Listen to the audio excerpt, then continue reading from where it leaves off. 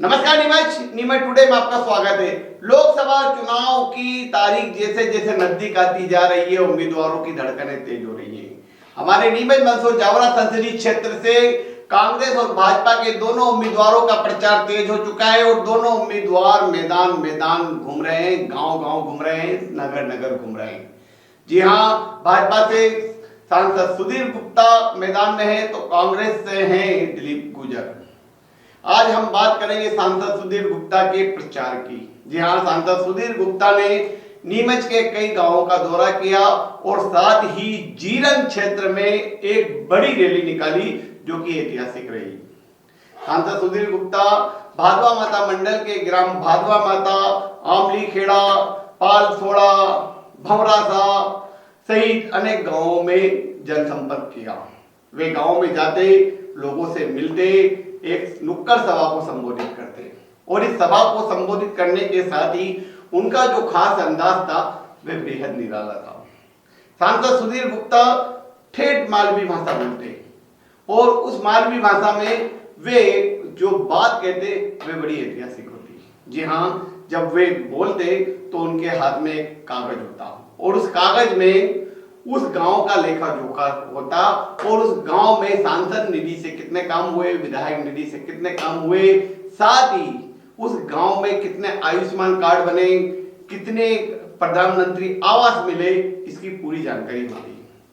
सांसद गुप्ता सबसे पहले शुरुआत करते हैं कि हम आपके गांव आए हैं और आपके गांव में हमने प्रधानमंत्री आवास के इतने मकान बनाए हैं। वे कहते कि प्रधानमंत्री आवास योजना के मकान बनने से जिस गांव में झोपड़ियां हुआ करती थी वहां पक्के मकान बन गए। जिन लोगों ने कभी पक्के मकान का ख्वाब नहीं देखा था उन्हें का अपने घर का सपना साकार हुआ है। साथ ही वे आयुष्मान कार्ड की संख्या गिनाते कि अगर एक गांव में 1800 कार्ड बने हैं तो करीब 90 करोड़ लोगों 90 करोड़ के आयुष्मान कार्ड उस गांव में मिले। जी हाँ, एक छोटे से गांव में 90 करोड़ की बात सुनकर लोग आश्चर्य में पड़ जाते कि हमारे गांव में 90 करोड़ के कार्ड हैं कैसे। तब वे बताते कि आपके पास जो आयुष्मान कार्ड है उसकी एक कार्ड की कीमत है 5 लाख रुपए। उस एक कार्ड की कीमत 5 लाख रुपए है, यानी कि आपका जो इलाज है 5 लाख रुपए तक के फ्री हो सकता है। फिर वे कहते कि एक समय ऐसा था जब इलाज के लिए माँ अपने पैर के चांदी के कड़े दे दिया करती थी, उसकी आंखों में आंसू आ जाया करता था और घर के जेवरात बिक जाया करते थे। आज मोदी सरकार ने वे जेवरात बेचने नहीं दिए और आपकी झोली में 5-5 लाख रुपए डाल दिए कि आप दुनिया में कहीं भी जाएं आपका इलाज फ्री होगा, आपके जेवरात नहीं बेचे जाएंगे। ये दिल को छूने वाली बातें सांसद सुधीर गुप्ता कहते हैं तो लोग तालियां उठाते और कहते हैं काम हुआ है, विकास हुआ है।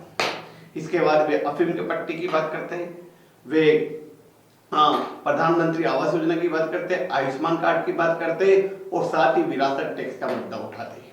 विरासत टैक्स के इस मुद्दे को वे लोगों के बताते कि विरासत टैक्स क्या है। देखिए, सुधीर गुप्ता ने किन किन गांवों का दौरा किया और जीरन में हुई इस ऐतिहासिक रैली ने एक तरफा माहौल बना दिया और जीरन में जो सभा हुई उसमें सांसद सुधीर गुप्ता ने बहुत कुछ कहा। सुनिए। ये कह रहे विकास हुआ।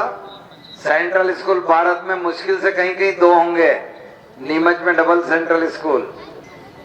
क्या गिनेंगे, क्या छोड़ेंगे?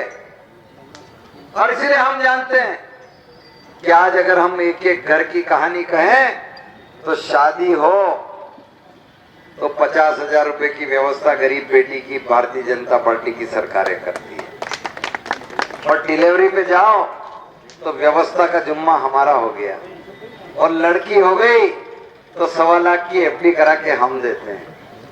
घर में पानी, अभी ये बच्चियां पढ़ रही, कांग्रेस के तो मास्टर 500 रुपए के थे, 35,000 तनख्वाह तो हमने किया। इनके पास कहां सिस्टम है कि आपके गांव के स्कूल के कमरे पर एक पेंसिल पे एक लड़का और लड़की बैठा। ये 5 लाख कमरे तो सर्व शिक्षा अभियान के हमने बनवाए।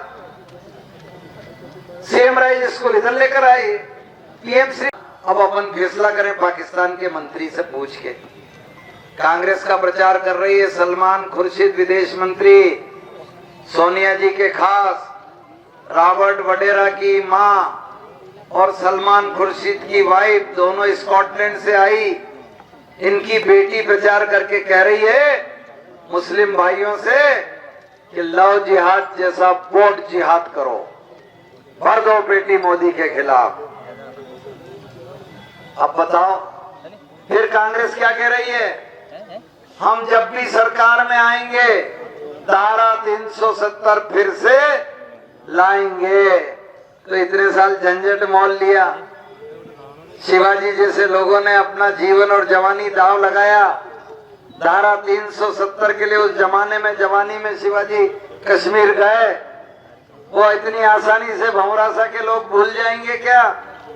और ये आतंकवादियों को, अतिवादियों को, पत्थर फेंकने वालों को, बम छोड़ने वाले को मोदी जी ने और योगी जी ने बोरी में पैक करके ऊपर से सुए में सुतली पोके और थप्पी लगा दिया।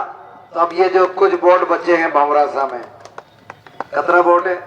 812 वोट तो थाने दिया मोदी साहब के न, 300 खान वोट था कांग्रेस का भी। अब यात्रा तो रिया नहीं होगा, विधवण में थी आई गया है नहीं, सब घबराई रहा टोटल। सिंधिया जी भी हैं, हरदीप डंग जी भी हैं, कई बढ़िया हनुमान चालीसा बांच रहा था। मन के कई गलो खुल गया और हरदीप भाई और बोले कहीं नहीं आ रहा कांग्रेस दबाई रखे तो गलो हनुमान जी का नाम ही लेवा देता था। अब हालत देखो ये क्यों को बदल गया।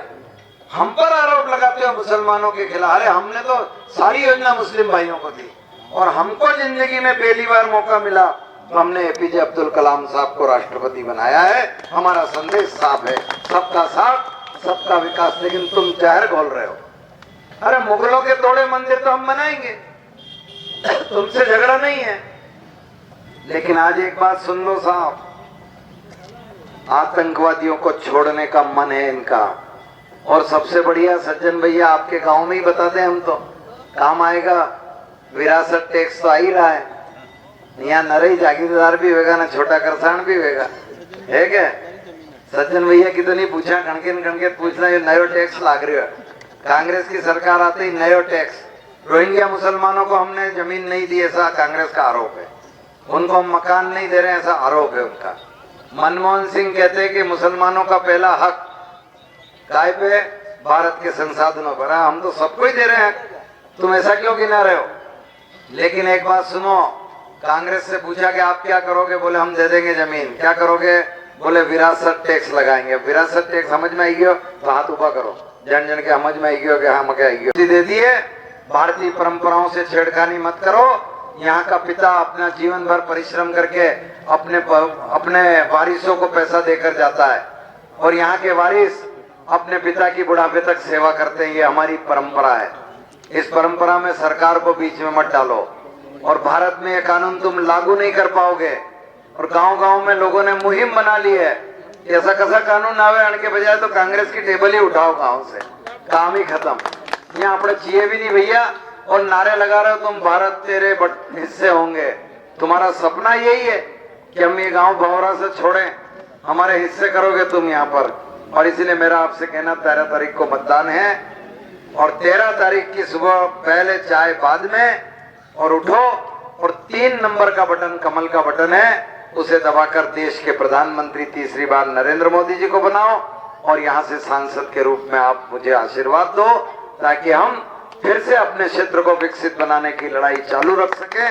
और आपके जो सपने हैं, जो आपके इरादे हैं और जो आपके काम हैं, उनको फिर से पंख लगाने की कोशिश कर सके।